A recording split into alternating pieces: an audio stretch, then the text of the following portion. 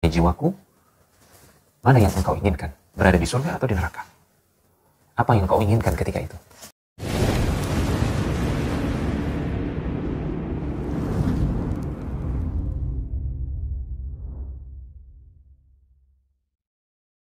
Bismillahirrahmanirrahim. Assalamualaikum warahmatullahi wabarakatuh. Akhwati fillah. Banyak di antara kita bertanya, berkonsultasi, bahkan berkeluh kesah. Saya ingin menjadi hamba yang taat kepada Allah Subhanahu wa taala. Saya ingin merasakan kebahagiaan ketika berbuat ketaatan, ketika melakukan ibadah kepada Allah Subhanahu wa taala. Namun, kenapa hati saya justru merasa gersang? Kenapa justru hati saya tidak merasakan kenikmatan? Kenapa justru hati saya lebih condong kepada yang diharamkan? Kenapa hati saya tidak tentram? Kenapa hati saya tidak ingin melakukan ketaatan?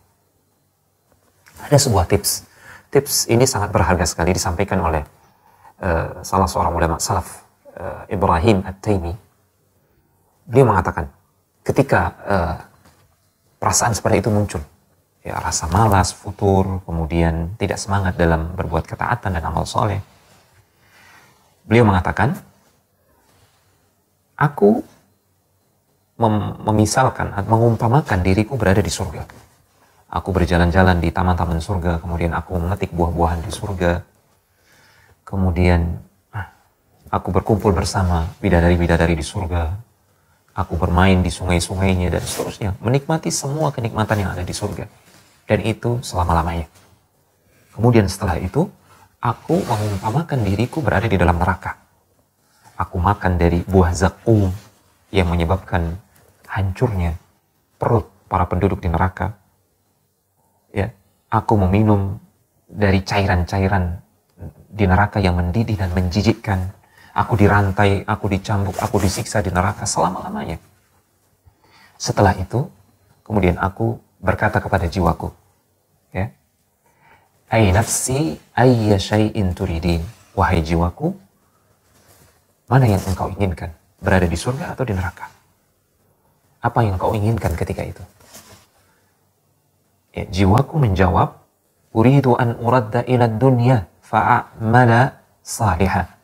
Aku ingin dikembalikan ke dunia supaya aku bisa beramal saleh, memperbanyak amal saleh dan menjauhkan diri dari yang diharamkan oleh Allah Subhanahu wa taala. Ketika itulah aku katakan kepada jiwaku, fa anti fil umniyati fa'mali. Engkau, wahai jiwa, saat ini sedang berada dalam angan-anganmu. Engkau berada di kehidupan yang engkau angan-angankan, yaitu kehidupan dunia, agar engkau bisa beramal soleh. Maka beramallah. Demikianlah cara Abdurrahman At-Taimi rahimahullahu ta'ala memotivasi jiwanya, memotivasi dirinya untuk terus beramal soleh dan untuk menjauhkan diri dari apa yang diharamkan oleh Allah Subhanahu wa ta'ala. Semoga tips yang berharga ini bisa kita amalkan, bisa kita praktikkan, dan dengannya kita berharap Allah Subhanahu wa ta'ala membantu kita dengan taufiknya, bisa terus makin mendekat kepadanya dan menjauh dari apa-apa yang mendatangkan kemurkaannya. Demikian, wassalamualaikum warahmatullahi wabarakatuh.